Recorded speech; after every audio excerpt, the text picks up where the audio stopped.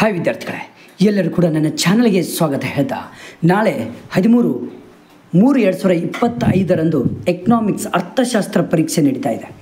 2024 board ಪರೀಕ್ಷೆಯಲ್ಲಿ ನಡೆದಂಥ ಪ್ರಶ್ನೆ ಮತ್ತು ಉತ್ತರಗಳಲ್ಲಿ ಸಂಪೂರ್ಣವಾದಂತಹ ಇಡೀ ಕ್ವೆಶ್ಚನ್ ಪೇಪರನ್ನೇ ನಾನು ಈ ಒಂದು ವಿಡಿಯೋದಲ್ಲಿ ಕೊಟ್ಟಿದ್ದೇನೆ. ಈ ಬೋರ್ಡ್ ಪರೀಕ್ಷೆಯ 2024ನೇ ಬೋರ್ಡ್ ಪರೀಕ್ಷೆಯಲ್ಲಿರುವಂಥ ಪ್ರಶ್ನೆ ಪತ್ರಿಕೆಯಲ್ಲಿರುವಂಥ ಮಿನಿಮಮ್ ಅಬೌವ್ 30 ಮಾರ್ಕ್ಸ್ ಕ್ವಶನ್ಸ್ಗಳು ರಿಪೀಟ್ ಆಗ್ತದೆ. ಹಾಗಾಗಿ ಇದನ್ನು ಸಂಪೂರ್ಣವಾಗಿ ನಿಮಗೆ ವಿತ್ ಆನ್ಸರ್ ಕೊಡ್ತಾ ಇದ್ದೇನೆ. ನೆಗ್ಲೆಕ್ಟ್ ಮಾಡದೆ ಕೊನೆವರೆಗೂ ನೋಡಿ. ವೆಬ್ ಕಾಸ್ಟಿಂಗ್ ಇದೆ, ನೆನ್ಪಿಟ್ಕೊಳ್ರಿ. ನೆಗ್ಲೆಕ್ಟ್ ಮಾಡದೆ ಕೊನೆವರೆಗೂ ನೋಡಿ. ಬನ್ನಿ, ವಿತ್ ಆನ್ಸರ್ ನಿಧಾನವಾಗಿ ಹೇಳ್ತಾ ಹೋಗ್ತೇನೆ. ಬನ್ನಿ, ಯಾವುದು ಇಂಪಾರ್ಟೆಂಟ್ ಇರುತ್ತೆ ಸ್ಕ್ರೀನ್ಶಾಟ್ ಹೊಡಿರಿ, ಆರಾಮಾಗಿ ಸ್ಟಡಿ ಮಾಡಿ, ಪ್ರಾಕ್ಟೀಸ್ ಮಾಡಿ. ಬನ್ನಿ ಶುರು ಮಾಡೋಣ. ಮೊಟ್ಟ ಮೊದಲು 1 ಮಾರ್ಕ್ಸ್ ಕ್ವಶನ್, ಮಲ್ಟಿಪಲ್ ಚಾಯ್ಸ್ ನೋಡೋಣ. ಈ ಕೆಳಗಿನವುಗಳಲ್ಲಿ ಯಾವುದು ಸೂಕ್ಷ್ಮ ಅರ್ಥಶಾಸ್ತ್ರದ ಉದಾಹರಣೆಯಾಗಿದೆ ಅಂದರೆ ಇಲ್ಲಿ ಬಿ, ಅನುಭೋಗಿಯ ವರ್ತನೆ. ಇದು ಸರಿಯಾದ ಉತ್ತರ. ಒಂದು ಘಟಕದ ಹೆಚ್ಚುವರಿ ಉತ್ಪಾದನೆಯಿಂದ ಒಟ್ಟು ಆದಾಯದಲ್ಲಾಗುವ ಹೆಚ್ಚಳ ಸೀಮಾಂತ ಆದಾಯ. ಸರಿಯಾದ ಉತ್ತರ ಸೀಮಾಂತ ಆದಾಯ. ಸರ್ಕಾರವು ಸರಕು ಮತ್ತು ಸೇವೆಯ ಬೆಲೆಗೆ ಕನಿಷ್ಠ ಮಿತಿಯನ್ನು ವಿಧಿಸುವುದನ್ನು ಹೇಗೆನ್ನುತ್ತೇವೆ ಅಂದರೆ ಇಲ್ಲಿ ಬೆಲೆ ಮತ್ತು ಅಂತಸ್ತು. ಸರಿಯಾದ ಉತ್ತರ ಸಿ. Next, NNP = GNP. ಇದು ಸವಕಳಿ. ಸರಿಯಾದ ಉತ್ತರ ಸವಕಳಿ. ಆದಾಯದಿಂದ ಸ್ವತಂತ್ರವಾದ ಅನುಭೋಗವು ಸ್ವಾಯತ್ತ ಅನುಭೋಗವಾಗಿರುತ್ತದೆ. ಆದಾಯದಿಂದ ಸ್ವತಂತ್ರವಾದ ಸ್ವಾಯತ್ತ ಅನುಭೋಗವಾಗಿರುತ್ತದೆ. B answers right answer. Next, fill in the blanks. 2024ರಲ್ಲಿ ಕೇಳಿದಂಥ ಪ್ರಶ್ನೆಗಳು ಇದರಲ್ಲಿ ಮಿನಿಮಮ್ 2ರಿಂದ 3 ರಿಪೀಟ್ ಆಗ್ತದೆ ಈ ಸಾರಿ. ಸಂಪನ್ಮೂಲಗಳ ಕೊರತೆಯು ಡ್ಯಾಶ್ ಸಮಸ್ಯೆಯನ್ನು ಹುಟ್ಟುಹಾಕುತ್ತದೆ, ಆಯ್ಕೆಯನ್ನು ಹುಟ್ಟುಹಾಕುತ್ತದೆ. ನೆಕ್ಸ್ಟ್, ಬೆಲೆ ಪಡೆಯುವ ವರ್ತನೆಯು ಡ್ಯಾಶ್ ಮಾರುಕಟ್ಟೆಯ ಒಂದು ವಿಭಿನ್ನ ಲಕ್ಷಣವಾಗಿದೆ. ಯಾವುದು ಅಂದರೆ ಪರಿಪೂರ್ಣ ಪೈಪೋಟಿಯ ಒಂದು ಲಕ್ಷಣವಾಗಿರುತ್ತದೆ. ಇಲ್ಲೇ ಉತ್ತರಗಳನ್ನು ಕೊಟ್ಟಿರ್ತಾರೆ, ಆರಾಮಾಗಿ ನೀವು ಬರೀಬಹುದು. ನೆಕ್ಸ್ಟು, ಸ್ವದೇಶವು ಜಗತ್ತಿನ ಇತರೆ ರಾಷ್ಟ್ರಗಳಿಗೆ ಸರಕುಗಳನ್ನು ಮಾರುವುದನ್ನು ಡ್ಯಾಶ್ ಎಂದು ಕರೀತೇವೆ. ಏನಂತ ಅಂದರೆ ರಫ್ತು ಎಂದು ಕರಿತೇವೆ. ನಾವು ಸ್ವದೇಶದಿಂದ ಇನ್ನೊಂದು ರಾಷ್ಟ್ರಕ್ಕೆ ಸರಕುಗಳನ್ನು ಕೊಂಡು ಹೋದಾಗ ಅದನ್ನು ರಫ್ತು ಅಂತ ಹೇಳ್ತೀವಿ. ರಾಷ್ಟ್ರಗಳ ಸರಕುಗಳನ್ನು ಮಾರುವುದನ್ನು. ಭಾರತದಲ್ಲಿ ಕರೆನ್ಸಿಯನ್ನು ಚಲಾವಣೆಗೆ ತರುವ ಏಕಮಾತ್ರ ಸಂಸ್ಥೆ ಯಾವುದು ಅಂದರೆ RBI. ಭಾರತದಲ್ಲಿ ಹಣಕಾಸಿನ ವರ್ಷವು 1ನೇ ಏಪ್ರಿಲಿಂದ 31 ಮಾರ್ಚ್ ಇಂದ ಹೊರಗೆ ಇರುತ್ತದೆ. ಇದರಲ್ಲಿ 2 ಮಾರ್ಕ್ಸ್ ಆದರೂ ರಿಪೀಟ್ ಆಗ್ತದೆ ಈ ಸಾರಿ ಈ ಬೋರ್ಡ್ ಪರೀಕ್ಷೆಗೆ 2025ರದ್ದು. ನೆಕ್ಸ್ಟ್, ಹೊಂದಿಸಿ ಬರೆಯಿರಿ. 2024ರಲ್ಲಿ ಇವುಗಳನ್ನು ಕೇಳಿದರು. ಇದರಲ್ಲಿ 2 ಈ ಸಾರಿ ಫಿಕ್ಸ್ ರಿಪೀಟ್ ಆಗುತ್ತೆ. SMC ಅಂದರೆ ಉತ್ತರ ಯಾವುದು ಅಂದರೆ CTC/Q. ಸಾಮಾನ್ಯ ಲಾಭ ಎ ಶೂನ್ಯ ಲಾಭವನ್ನು ನೀಡ್ತದೆ. ಗೃಹ ಕೃತ್ಯ ಬಿ ಆನ್ಸರ್ ಹಣರಹಿತ ವಿನಿಮಯವನ್ನು ಮಾಡ್ತದೆ. ನೆನ್ಪಿಟ್ಕೊಳ್ರಿ. ಹಣ ಎಫ್ ಸರಿಯಾದ ಉತ್ತರ. ಹಣ ವಿನಿಮಯ ಮಾಧ್ಯಮವನ್ನು ಮಾಡ್ತದೆ. ನೆಕ್ಸ್ಟ್, ಸಂದಾಯ ಬಾಕಿ ಡಿ ಸರಕು ಮತ್ತು ಸೇವೆಗಳ ವ್ಯಾಪಾರವನ್ನು ಮಾಡುತ್ತೆ. ನೆಕ್ಸ್ಟ್, ಕೆಳಗಿನ ಪ್ರಶ್ನೆಗಳಿಗೆ ಒಂದು ಪದ ಅಥವಾ ವಾಕ್ಯದಲ್ಲಿ ಉತ್ತರಿಸಿರಿ. ನೆಕ್ಸ್ಟ್, MRS ಅನ್ನು ವಿಸ್ತರಿಸಿ. ಇದು ಈ ಸಾರಿನೂ ಬರ್ತದೆ. ಇವಾಗ ಸೀಮಾಂತ ಬದಲಿಕೆ ದರ, ಇದನ್ನು ಸರಿಯಾಗಿ ನೋಡಿ. ಮಾರುಕಟ್ಟೆ ಸಮತೋಲನವನ್ನು ವ್ಯಾಖ್ಯಾನಿಸಿ. ಮಾರುಕಟ್ಟೆಯಲ್ಲಿನ ಎಲ್ಲ ಅನುಭೋಗಿಗಳು ಮತ್ತು ಎಲ್ಲ ಉದ್ಯಮ ಘಟಕಗಳ ಯೋಜನೆಗಳು ಹೊಂದಾಣಿಕೆಯಾಗುವ ಸನ್ನಿವೇಶವನ್ನು ಮಾರುಕಟ್ಟೆ ಸಮತೋಲನವೆಂದು ವ್ಯಾಖ್ಯಾನಿಸಲಾಗಿದೆ. ನೆಕ್ಸ್ಟು, ನಿವ್ವಳ ಮೌಲ್ಯವರ್ಧನೆಯನ್ನು ಹೇಗೆ ಪಡೆಯುವಿರಿ? ಉತ್ತರ, ಒಟ್ಟು ಮೌಲ್ಯವರ್ಧನೆಯಲ್ಲಿ ಸವಕಳಿ ವೆಚ್ಚವನ್ನು ಕಳೆದರೆ ನಿವ್ವಳ ಮೌಲ್ಯವರ್ಧನೆ ದೊರೆಯುತ್ತದೆ. ಇದು 1 ಮಾರ್ಕ್ಸ್ ಕ್ವಶನ್ಸ್ಗಳು. ನೀವು ಇಡೀ ಒಂದು ವಿಡಿಯೋವನ್ನು ಒಂದು ಸಾರಿ ನೀವು ಆಲಿಸಿಬಿಟ್ರೆ ಸಾಕು, ಅಬೌವ್ 40 ಮಾರ್ಕ್ಸ್ ಫಿಕ್ಸ್ ಆಗಿ ಬರ್ತದೆ. ನೆನ್ಪಿಟ್ಕೊಡ್ರಿ.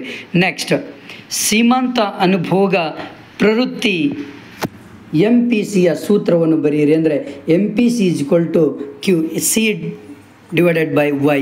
ಪುಕ್ಕಟೆ ಸವಾರರೆಂದರೆ ಯಾರು ಅಂದರೆ ಹಣ ಅಥವಾ ಶುಲ್ಕವನ್ನು ಪಾವತಿಸದೆ ಸಾರ್ವಜನಿಕ ಸರಕುಗಳನ್ನು ಬಳಸುವವರನ್ನು ನಾವು ಏನಂತ ಹೇಳ್ತೀವಿ ಅಂದರೆ ಪುಕ್ಕಟೆ ಸವಾರರು ಎಂದು ಕರಿತೇವೆ. ನೆಕ್ಸ್ಟ್, 6 × 2 ಮಾರ್ಕ್ಸ್ 2 ಅಂಕದ ಪ್ರಶ್ನೆಗಳು. ಮಿನಿಮಮ್ 3 ಪ್ರಶ್ನೆಗಳು ರಿಪೀಟ್ ಆಗ್ತವೆ ಈ ಸಾರಿ. ಬನ್ನಿ, ಕೆಳ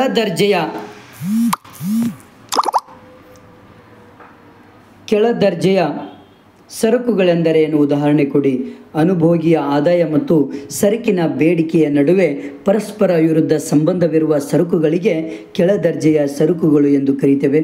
ಅಂದರೆ ಅನುಭೋಗಿಯ ಆದಾಯ ಹೆಚ್ಚಾದಂತೆ ಬೇಡಿಕೆ ಕಡಿಮೆಯಾಗುವ ಮತ್ತು ಅನುಭೋಗಿಯ ಆದಾಯ ಕಡಿಮೆಯಾದಂತೆ ಬೇಡಿಕೆ ಹೆಚ್ಚಾಗುವ ಸರಕುಗಳಿಗೆ ಕೆಳದರ್ಜೆಯ ಅಥವಾ ಗಿಪೆನ್ ಸರಕುಗಳು ಎಂದು ನಾವು ಕರೀತೇವೆ. ನೆಕ್ಸ್ಟ್, ಅನುಭೋಗಿಯ ವರ್ತನೆಯನ್ನು ವಿವರಿಸುವ 2 ವಿಧಾನಗಳನ್ನು ತಿಳಿಸಿ. ಯಾವುದು ಅಂದರೆ, 1 ಸಂಖ್ಯಾಸೂಚಕ ತುಷ್ಟಿಗುಣ ವಿಶ್ಲೇಷಣೆ, 2 ಸ್ಥಾನದರ್ಶಕ ತುಷ್ಟಿಗುಣ ವಿಶ್ಲೇಷಣೆ. ನೆಕ್ಸ್ಟ್ 23ನೇದು, ಒಂದು ಉದ್ಯಮ ಘಟಕದ ಪೂರೈಕೆ ರೇಖೆಯನ್ನು ನಿರ್ಧರಿಸುವ 2 ಅಂಶಗಳನ್ನು ತಿಳಿಸಿ. ಅಂದರೆ ಅದರಲ್ಲಿ ಮುಖ್ಯವಾಗಿ 1 ತಂತ್ರಜ್ಞಾನದ ಪ್ರಗತಿ, 2ನೇದು ಆದಾನದ ಬೆಲೆಗಳು, 3 ಘಟಕ ತೆರಿಗೆ. ಇದು 2 ಅಂಕದ ಪ್ರಶ್ನೆಗಳು. ಈ ಸಾರಿ 2 ಅಥವಾ 3 ರಿಪೀಟ್ ಆಗ್ತವೆ, ನೆನ್ಪಿಟ್ಕೊಡ್ರಿ. ನೆಕ್ಸ್ಟ್, ಸಮತೋಲನ ಬೆಲೆ ಮತ್ತು ಪ್ರಮಾಣವನ್ನು ವ್ಯಾಖ್ಯಾನಿಸಿ. ಅಂದರೆ ಇಲ್ಲಿ ಸರಿಯಾದ ಉತ್ತರ, ಮಾರುಕಟ್ಟೆಯ ಯಾವ ಬೆಲೆಯಲ್ಲಿ ಪೂರೈಕೆ ಮತ್ತು ಬೇಡಿಕೆಗಳು ಸಮನಾಗಿರುತ್ತವೋ ಆ ಬೆಲೆಯನ್ನು ಸಮತೋಲನ ಬೆಲೆ ಎಂದು ನಾವು ಕರಿತೇವೆ. ಸಮತೋಲನ ಬೆಲೆಯಲ್ಲಿ ಖರೀದಿಸಿದ ಮತ್ತು ಮಾರಾಟ ಮಾಡಲಾದ ಸರಕು ಮತ್ತು ಸೇವೆಗಳ ಪ್ರಮಾಣವನ್ನು ಸಮತೋಲನ ಪ್ರಮಾಣ ಎಂದು ನಾವು ಕರಿತೇವೆ. ನೆಕ್ಸ್ಟ್ ಕ್ವಶನ್, ಶ್ರಮದ ಮಾರುಕಟ್ಟೆಯಲ್ಲಿ ಕೂಲಿಯು ಹೇಗೆ ನಿರ್ಧಾರವಾಗುತ್ತದೆ? ಅಂದರೆ ಶ್ರಮದ ಮಾರುಕಟ್ಟೆಯಲ್ಲಿ ಶ್ರಮದ ಬೇಡಿಕೆ ಪೂರೈಕೆ ಆಧಾರದಲ್ಲಿ ಕೂಲಿಯ ದರವು ನಿರ್ಧಾರವಾಗುತ್ತದೆ. ಶ್ರಮದ ಬೇಡಿಕೆ ರೇಖೆ ಮತ್ತು ಶ್ರಮದ ಪೂರೈಕೆ ರೇಖೆಗಳು ಛೇದಿಸುವ ಬಿಂದುವಿನಲ್ಲಿ ಕೂಲಿಯ ದರವು ನಿರ್ಧಾರವಾಗ್ತದೆ. 4 ಉತ್ಪಾದನಾಂಗಗಳು ಯಾವುವು ಅಂತ ಕೇಳ್ತಾರೆ. 1 ಭೂಮಿ, ಶ್ರಮ, ಬಂಡವಾಳ, ಸಂಘಟನೆ. ಇವು 4 ಇಂಪಾರ್ಟೆಂಟ್. ನೆಕ್ಸ್ಟ್, ನಾಮಮಾತ್ರ ಮತ್ತು ನೈಜ GDPಗಳ ನಡುವಿನ ವ್ಯತ್ಯಾಸವನ್ನು ತಿಳಿಸಿ ಅಂತ ಕೇಳ್ತಾರೆ. ಇಲ್ಲಿ ತುಂಬ ಇಂಪಾರ್ಟೆಂಟ್, 2 ಬರೆದು ಬಿಟ್ಟರೆ ನಿಮಗೆ 2 ಮಾರ್ಕ್ಸ್ ಸಿಗುತ್ತೆ. ನೋಡಿ, ನಾಮಮಾತ್ರ GDPಯಲ್ಲಿ ಮೊದಲನೇ ಪಾಯಿಂಟು, ಚಾಲ್ತಿ ವರ್ಷದ ಮಾರುಕಟ್ಟೆ ಬೆಲೆಗಳಲ್ಲಿ ಸರಕು ಮತ್ತು ಸೇವೆಗಳ ಮೌಲ್ಯವನ್ನು ಮಾಪನ ಮಾಡುವುದು, ರಾಷ್ಟ್ರದ ನೈಜ ಆರ್ಥಿಕ ಸ್ಥಿತಿಯನ್ನು ಬಿಂಬಿಸುವುದಿಲ್ಲ. ನೆಕ್ಸ್ಟು, ಇದರಲ್ಲಿ ನೈಜ GDPಯಲ್ಲಿ ಆಧಾರ ವರ್ಷದ ಸ್ಥಿರ ಬೆಲೆಗಳಲ್ಲಿ ಸರಕು ಮತ್ತು ಸೇವೆಗಳ ಮೌಲ್ಯವನ್ನು ಅಂದಾಜು ಮಾಡುವುದು ರಾಷ್ಟ್ರದ ನೈಜ ಆರ್ಥಿಕ ಸ್ಥಿತಿಯನ್ನು ಬಿಂಬಿಸುತ್ತದೆ. ನೆಕ್ಸ್ಟು, ಹೂಡಿಕೆ ಗುಣಕದ ಅರ್ಥವನ್ನು ನೀಡಿ ಅದರ ಸೂತ್ರವನ್ನು ಬರೆಯಿರಿ. ಸ್ವಾಯತ್ತ ವೆಚ್ಚದಲ್ಲಾದ ಆರಂಭಿಕ ಹೆಚ್ಚಳ ಮತ್ತು ಅಂತಿಮ ಸರಕುಗಳ ಉತ್ಪನ್ನದ ಒಟ್ಟು ಮೌಲ್ಯದಲ್ಲಾದ ಹೆಚ್ಚಳ ನಡುವಿನ ಅನುಪಾತವನ್ನು ಹೂಡಿಕೆ ಗುಣಕ ಎಂದು ನಾವು ಕರಿತೇವೆ. ಓಕೆ, ನೆಕ್ಸ್ಟ್, ಮಿಗುತೆ ಮುಂಗಡ ಪತ್ರ ಮತ್ತು ಕೊರತೆ ಮುಂಗಡ ಪತ್ರದ ನಡುವಿನ ವ್ಯತ್ಯಾಸವನ್ನು ತಿಳಿಸಿ ಅಂದಾಗ ಇವು ಇಷ್ಟು ಬರ್ತದೆ. ಇವು 2 ಬರೆದ್ಬಿಟ್ರೆ ನಿಮಗೆ 2 ಮಾರ್ಕ್ಸ್ ಸಿಗುತ್ತೆ. ನೆಕ್ಸ್ಟ್ ಇಲ್ಲಿ ಇವಾಗ 4 ಅಂಕದ ಪ್ರಶ್ನೆಗಳನ್ನು ನೋಡ್ತಾ ಹೋಗೋಣ. ಮಾರುಕಟ್ಟೆ ಅರ್ಥವ್ಯವಸ್ಥೆಯ ಬಗ್ಗೆ ಟಿಪ್ಪಣಿ ಬರೆಯಿರಿ ಅಂತ ನಿಮಗೆ ಕೇಳ್ತಾರೆ. ನೀವು ಕೇಳಿದಾಗ ಇಷ್ಟು ಪಾಯಿಂಟ್ಸ್ಗಳನ್ನು ಬರೆದ್ರೆ ಸಾಕು, ನಿಮ್ಗೆ ಆರಾಮಾಗಿ 4 ಅಂಕಗಳು ಸಿಗ್ತದೆ. ಈ ಪ್ರಶ್ನೆ ಬರುವಂಥ ಚಾನ್ಸಸ್ ಇದೆ, ನೆನ್ಪಿಟ್ಕೊಳ್ರಿ. ನೆಕ್ಸ್ಟ್, ಬದಲಿ ಸರಕುಗಳು ಪೂರಕ ಸರಕುಗಳು ಇದೇನು ಬರೋದಿಲ್ಲ, ಏನು ವರಿ ಮಾಡ್ಕೊಳ್ಬೇಡ್ರಿ.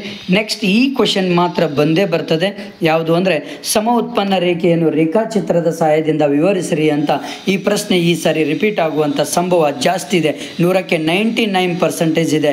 ಇಷ್ಟು ನೀವು ಇದನ್ನು ಕೇಳಿದಾಗ ಇಷ್ಟು ಆನ್ಸರ್ ನೀವು ಈ ರೀತಿ ಡಯಾಗ್ರಾಮ್ ತೆಗೆದು ಇಷ್ಟು ಆನ್ಸರ್ ಬರೆದ್ಬಿಟ್ರೆ ಸಾಕು. ನೆಕ್ಸ್ಟ್, ಬೆಲೆ ಮಿತಿ ಬಗ್ಗೆ ಟಿಪ್ಪಣಿ ಬರೆಯಿರಿ. ಇದು ಕೂಡ ತುಂಬ ಇಂಪಾರ್ಟೆಂಟ್ ಈ ಸಾರಿ. ಓಕೆ, ಇಷ್ಟು ನೀವು ಬರೆದ್ಬಿಟ್ರೆ, ಬೆಲೆ ಮಿತಿ ಬಗ್ಗೆ ಟಿಪ್ಪಣಿ ಬರೆದ್ರೆ ಇಷ್ಟು ಆನ್ಸರ್ ಬರೆದ್ಬಿಟ್ರೆ 4 ಮಾರ್ಕ್ಸ್ ಆರಾಮಾಗಿ ಸಿಗುತ್ತೆ. ನೆಕ್ಸ್ಟ್ ಇನ್ನೊಂದು ಕ್ವಶನ್ ಕೇಳ್ತಾರೆ ನಿಮಗೆ, ಸಮಗ್ರ ಅರ್ಥಶಾಸ್ತ್ರ ಮತ್ತು ಸೂಕ್ಷ್ಮ ಅರ್ಥಶಾಸ್ತ್ರಕ್ಕಿಂತ ಯಾವ ರೀತಿಯಲ್ಲಿ ಭಿನ್ನವಾಗಿದೆ ಎಂಬುದನ್ನು ವಿವರಿಸ್ರಿ ಅಂತ 4 ಅಂಕಗಳಿಗೆ ಸಿಗುತ್ತೆ. It is very important question. ಇದು ರಿಪೀಟ್ ಆಗುತ್ತೆ ಈ ಸಾರಿ.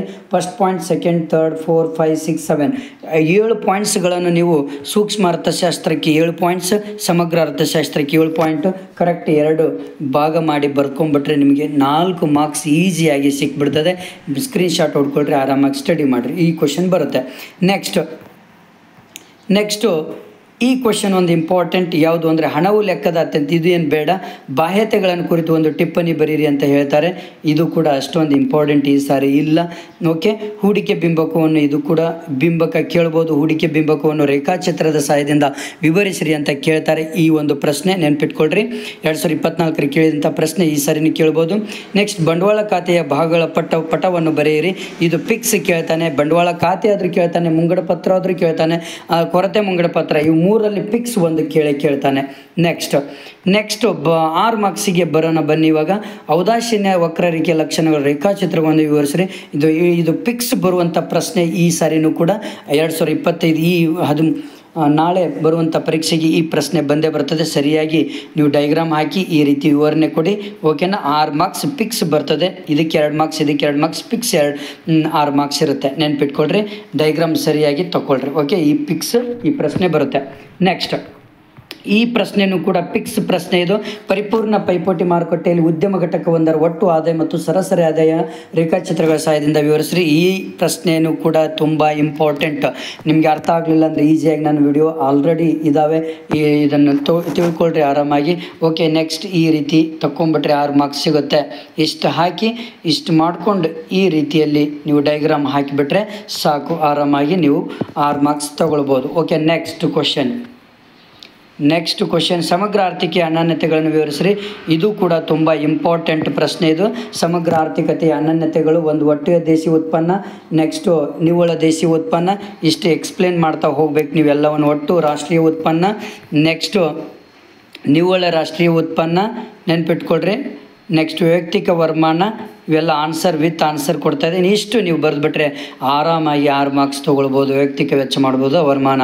ಓಕೆ, ಇಷ್ಟು ಪಾಯಿಂಟ್ಸ್ಗಳನ್ನು ಬರೆದು ಎಲ್ಲವನ್ನು ಎಕ್ಸ್ಪ್ಲೇನ್ ಮಾಡಿಬಿಟ್ರೆ 6 ಮಾರ್ಕ್ಸ್ಗಳು ಆರಾಮ್ ಸಿಗುತ್ತೆ. ಇದು ಕೂಡ ಪಿಕ್ಸ್ ಬರುವಂಥದ್ದು. ಮುಕ್ತ ಮಾರುಕಟ್ಟೆ ಕಾರ್ಯಾಚರಣೆ ಇದೇನು ಬರುವುದಿಲ್ಲ. ನೆಕ್ಸ್ಟು ವೆಚ್ಚದ ವರ್ಗೀಕರಣವನ್ನು ವಿವರಿಸಿರಿ. ಇದೇನು ಬರೋದಿಲ್ಲ. ನೆಕ್ಸ್ಟ್ ಬರುವಂಥದ್ದು ಯಾವುದು ಅಂದರೆ ಇಲ್ಲಿ 5 ಮಾರ್ಕ್ಸಿಗೆ ಕೇಳುವಂಥ ಪ್ರಶ್ನೆ ಯಾವುದು ಅಂದರೆ ಈ ಪ್ರಶ್ನೆ ಮಾತ್ರ ತುಂಬ ಇಂಪಾರ್ಟೆಂಟ್. ಇದು ಪಿಕ್ಸ್ ಕೇಳ್ತಾನೆ ಈ ಸಾರಿ. ಒಬ್ಬ ಅನುಭೋಗಿ 2 ಸರಕುಗಳನ್ನು ಅನುಭವಿಸಲು ಬಯಸುತ್ತಾಳೆ. ಬಾಳೆಹಣ್ಣಿನ ಬೆಲೆ ₹5 ಮತ್ತು ಮಾವಿನ ಹಣ್ಣಿನ ಬೆಲೆ 10 ಆಗಿದ್ದು ಅನುಭೋಗಿ ಆದಾಯ ಮತ್ತು 20 ಆಗಿದೆ. ಈ ಕೆಳಗಿನಗಳಿಗೆ ಉತ್ತರಿಸಿ ಅಂದರೆ ಈ ಪ್ರಶ್ನೆ ಪಿಕ್ಸ್ ಈ ಪ್ರಶ್ನೆ ಬರುತ್ತೆ. ನೆನ್ಪಿಟ್ಕೊಳ್ರಿ, 5 ಪ್ರಶ್ನೆ ಕೇಳ್ತಾನೆ. 5 ಪ್ರಶ್ನೆಗೆ ಸಪ್ರೇಟ್ ಆದಂತಹ ಉತ್ತರಗಳನ್ನು ಇಲ್ಲಿ ಕೊಟ್ಟುಬಿಟ್ಟಿದ್ದೇನೆ. ಇವು ಉತ್ತರಗಳು, ಇವು ಪ್ರಶ್ನೆಗಳು. ಓಕೆನಾ?